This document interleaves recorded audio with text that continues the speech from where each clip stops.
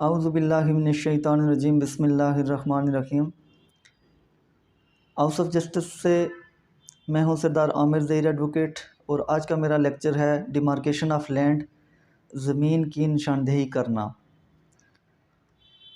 Viewers, ज़मीन की निशानदेही के बारे में जितना कि एक लॉयर के लिए जानना ज़रूरी है कि इसका प्रोसीजर क्या होता है, कैसे करवाई जाती है और ये क्यों करवानी चाहिए, क्यों ज़रूरी होती है, तो वैसे ही आम लोगों के लिए भी बहुत ज़रूरी है कि वो इसके बारे में पूरी इन्फॉर्मेशन रखते हों और वो अपने हकूक़ से वाकिफ़ हों, ताकि जिस भी आदमी के पास ज़मीन हो तो उसे इस किस्म के जो डिमार्केशन ना करवाने से या आहिस्ता आहिस्ता जो लोग इनकी प्रॉपर्टी पर काबिज़ होने की कोशिश करते हैं या कब्ज़ा करते हैं तो एक लंबी चौड़ी लिटिगेशन स्टार्ट हो जाती है। तो उसको आगाज़ से ही उसकी मतलब वो कर सकें कि इस तरह की कोई हरकत ना करे। लेक्चर आगे चलाने से पहले मैं आपसे एक रिक्वेस्ट करना चाहूँगा कि मेरा चैनल हाउस ऑफ जस्टिस अभी तक अगर किसी ने सब्सक्राइब नहीं किया तो इसको काइंडली सब्सक्राइब कर लें और इसमें साथ जो बेल आइकन बना हुआ है उसको भी दबा दें ताकि मेरी आने वाली तमाम वीडियोस आप तक पहुंच सकें। डिमार्केशन ऑफ लैंड कैसे होती है, किस लॉ के तहत होती है, कौन करता है, किसकी पावर है और इसका मुकम्मल तरीक़ाकार क्या है, वो मैं आज के लेक्चर में आपसे डिस्कस करना चाहूँगा। सबसे पहले लैंड रेवेन्यू एक्ट 1967 के तहत और लैंड रेवेन्यू रूल्स 1968 के तहत इसका पूरा प्रोसीजर है, कौन एम्पावर है कि वो ये करेगा और इसका मुकम्मल जो प्रोसीजर है वो भी दिया गया है इन दो एक्ट और रूल्स में।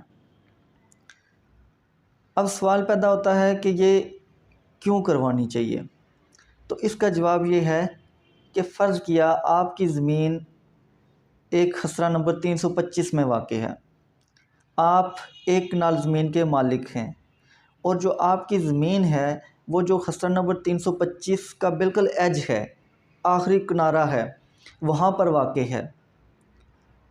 उसके बाद दूसरा खसरा शुरू हो जाता है, आपकी ज़मीन जहाँ पर ख़त्म होती है उससे आगे दूसरा खसरा शुरू हो जाता है। वो फ़र्ज़ कर लेते हैं कि खसरा नंबर 326 है, वहाँ पर दूसरा कोई बैठा हुआ है, किसी और की मलकियत है वो ज़मीन। अब जो लैंड ग्रैबर्स हैं वो करते क्या हैं, चूँकि दोनों खसरा जात एडजेसेंट हैं, दोनों ज़मीनें आपस में मिली हुई हैं, तो वहाँ पर कोई प्रॉपर इस तरह की हदबंदी तो होती नहीं है। तो जो आम प्लाट वगैरह या आम जो ओपन लैंड होती है तो उसमें वो क्या करते हैं, जो लैंड ग्रैबर्स होते हैं वो आहिस्ता आहिस्ता साथ वाली ज़मीन में घुसना शुरू कर देते हैं। उनके पास जो डॉक्यूमेंट्स होते हैं, मलकियती सबूत होते हैं, वो खसरा नंबर 326 का होगा। वहाँ पर हो सकता है वो एक मरले का मालिक हो, लेकिन वो उस डॉक्यूमेंट का फ़ायदा उठाते हुए आपकी ज़मीन में घुसेगा। अब अगर आपने शुरू में ही उसे रोक लिया तो ठीक, नहीं तो वो अगर वो एक बार उसने कब्ज़ा कर लिया तो फिर बहुत लंबा चौड़ा एक प्रोसीजर बन जाएगा, आपको सिविल केसेस करने पड़ेंगे, तब जाके आपको कहीं कब्ज़ा मिलेगा। अब मिसाल के तौर पर आप एक कनाल के मालिक हैं, आपको शक पड़ जाता है कि मेरी ज़मीन कम है, किसी ने कब्ज़ा किया हुआ है, मतलब चारों साइडों से कोई और उसमें घुसा हुआ है, किसी और के कब्ज़े में आपकी ज़मीन चली गई है। तो आपको क्या करना चाहिए कि आपको रेवेन्यू जो डिपार्टमेंट है वहाँ जाके आपको एप्लीकेशन देनी चाहिए। एसी साहब के पास आपने जाके एप्लीकेशन देनी है कि मेरी ज़मीन की डिमार्केशन की जाए, निशानदेही की जाए। इसमें एक छोटी सी गलती, छोटी तो नहीं है, बहुत बड़ी है, क्योंकि आगे चल के इसके बहुत बड़े आपको नुकसानात भी होते हैं। तो वो ये की जाती है कि आप डिमार्केशन के लिए सबसे पहले चले ही पटवारी के पास जाते हैं। पटवारी आपको वहाँ पर दो तरह से नुकसान दे सकता है। पहला तो ये कि वो आपको मशवरा देगा, आप सिविल कोर्ट में चले जाएं, तकसीम का दावा करें, अपनी प्रॉपर्टी उसकी पार्टीशन करवा लें। तो आप उसमें चले जाते हैं, हो सकता है आप 4-5 साल की लिटिगेशन के बाद पता चले कि ये जो पार्टीशन आपने करवाई है तो आपकी लैंड जो आपके कब्ज़े में है वो आपकी इतनी मलकियत थी। सबसे पहले ये मिस्टेक होती है, आपने कभी भी फ़ौरन पार्टीशन में नहीं जाना। दूसरी मिस्टेक जो वो पटवारी करता है, हो सकता है आप उसे कुछ खर्चा वगैरह दें, वो आपके साथ मौका पर चला जाए, कोई नोटिस वगैरह नहीं ना उसकी पावर है, तो वो मौका पर जाके डिमार्केशन करेगा, एक बोगस सी रिपोर्ट बना के आपके हवाले करेगा, ये जी आपकी डिमार्केशन हो गई है। जब दूसरी पार्टी को पता चलेगा वो फ़ौरन आके जो एक 161 की अपील है वो करेंगे और आपकी जो ये रिपोर्ट बनी हुई है वो सेटिसाइड हो जाएगी, उसकी कोई वैल्यू नहीं रहेगी। तो अब आपने सबसे पहले करना क्या है कि अगर इस तरह का कोई मौका आता है तो आप सबसे पहले एसी साहब के पास जाके एप्लीकेशन दें। उसमें आप अपना खेवट, खतूनी, खसरा मेंशन करें कि मैं इसमें इतनी ज़मीन का मालिक हूँ। उसके बाद आप लिखें कि जो मुखालफ जो भी पार्टी है आपकी, जो आपकी प्रॉपर्टी में आपको शक है कि घुस आई है या घुसना चाह रही है, तो आप उसकी डिटेल दें, उसका नाम, वल्दियत, उसका एड्रेस, मुकम्मल डिटेल दें कि वो इसमें घुसने की कोशिश कर रहा है। एसी साहब किसी भी लैंड जो रेवेन्यू ऑफिसर, जो कोई भी रेवेन्यू ऑफिसर होता है, उसे ये एप्लीकेशन मार करेंगे, वो मौका पर जाएगा और फिर डिमार्केशन होगी। अब इसमें आगे चलने से पहले एक सवाल है कि जो अभी मैंने लफ्ज़ यूज़ किया है कि किसी रेवेन्यू ऑफिसर को, अब यहाँ पर सवाल पैदा होता है कि रेवेन्यू ऑफिसर कौन है। तो इसकी जो डेफिनेशन है वो 67A में दी गई है। उसमें लिखा गया है, एक स्पेसिफिक वर्ड लिखा गया है कि जो डिमार्केशन करेगा वो एक रेवेन्यू ऑफिसर ही करेगा। जब रेवेन्यू ऑफिसर का वर्ड लिखा गया है तो फिर दूसरा सवाल पैदा होता है कि रेवेन्यू ऑफिसर कौन है। तो रेवेन्यू ऑफिसर के बारे में जानने के लिए कि कौन कौन लोग रेवेन्यू ऑफिसर में शामिल हैं, गिरदावर, पटवारी उसमें शामिल हैं या नहीं हैं, तो आप लैंड रेवेन्यू एक्ट 1967 की सेक्शन 7 खोलें अगर, तो आपको वहाँ पर क्लासिफिकेशन ऑफ रेवेन्यू ऑफिसर दी गई हैं। उसमें सबसे पहले बोर्ड ऑफ रेवेन्यू आता है, दूसरे नंबर पर कमिश्नर आता है, फिर कलेक्टर आता है, फिर असिस्टेंट कमिश्नर आता है, फिर असिस्टेंट कलेक्टर फर्स्ट ग्रेड आता है और लास्ट में असिस्टेंट कलेक्टर सेकंड ग्रेड आता है।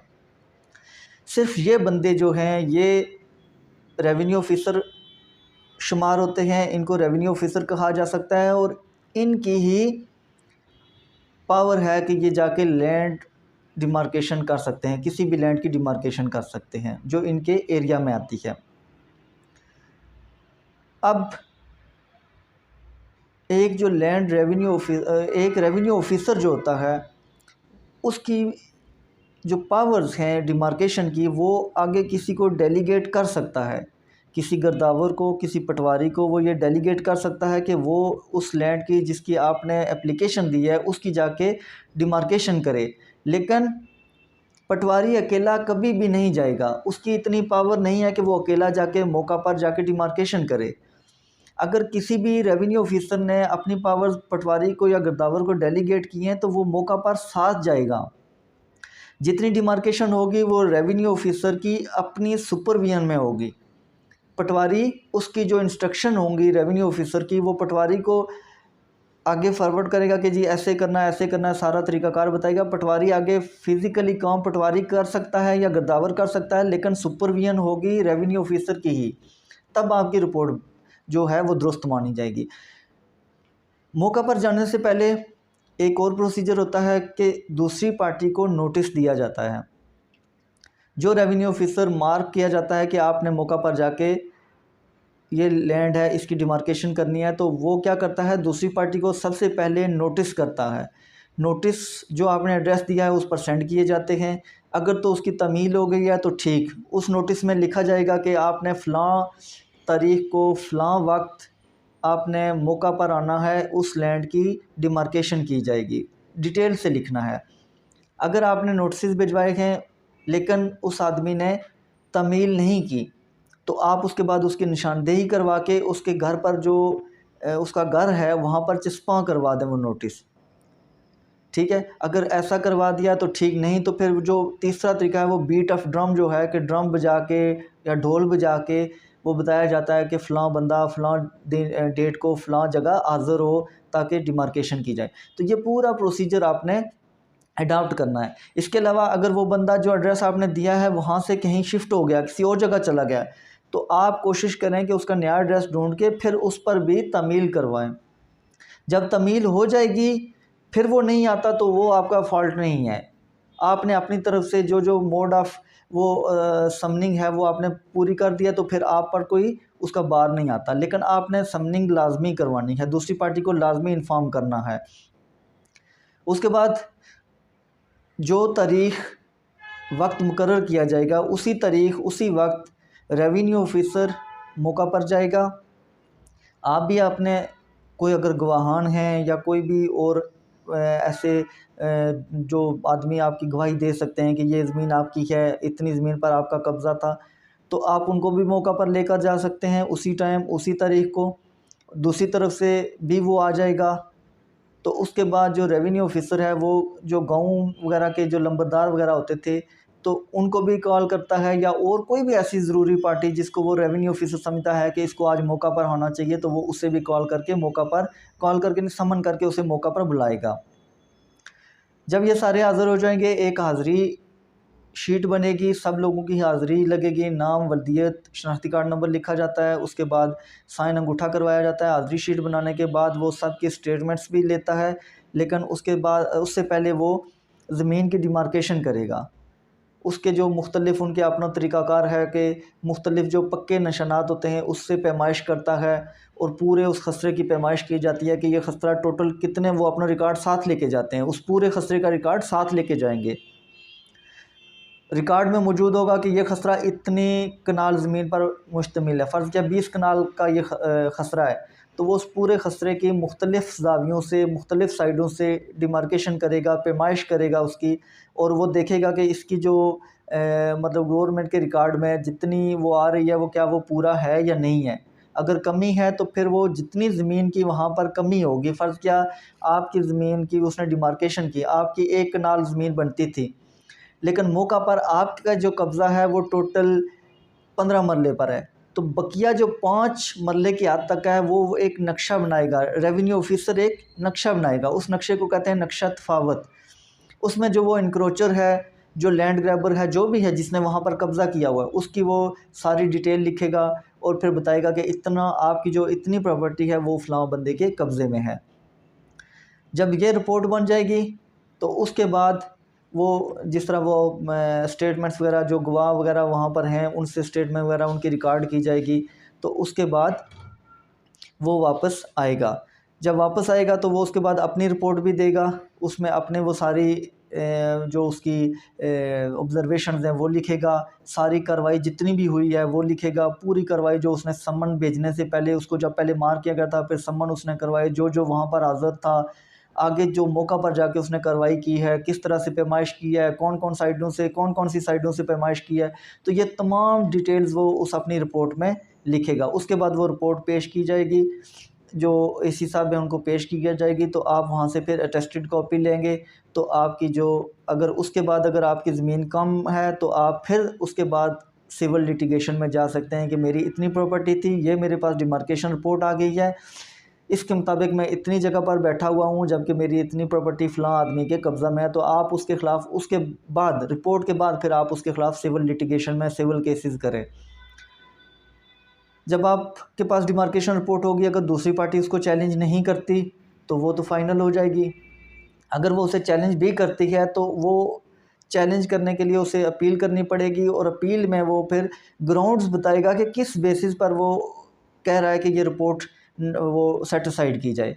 क्योंकि ये इतनी लंबी चौड़ी जो कार्रवाई हुई है, ये अगर प्रॉपर एक लॉ के तहत जो लैंड रेवेन्यू एक्ट 1967 और लैंड रेवेन्यू रूल्स जो हैं उनके तहत 1968 के जो रूल्स हैं, तो उनके तहत अगर प्रॉपर तरीके से ये डिमार्केशन की गई है तो फिर किसी सूरत में भी वो ये सेटिसाइड नहीं होगी। तो आपकी जब आपके पास डिमार्केशन रिपोर्ट आ जाएगी तो आपको फ़ायदा ये है कि आप अगर सिविल कोर्ट में जाएंगे तो मोस्ट प्रोबेबली आपके फेवर में ही फ़ैसला आएगा, तो आपकी जो लैंड किसी की कब्ज़ा में चली गई है वो आपको मिल जाएगी। इसी के साथ इजाज़त चाहूँगा। उम्मीद है कि आपको लेक्चर पसंद आया होगा और इससे आपको बहुत सारी इन्फॉर्मेशन भी मिली होंगी। इसी के साथ इजाज़त चाहता हूँ। फ़ी अमानिल्लाह।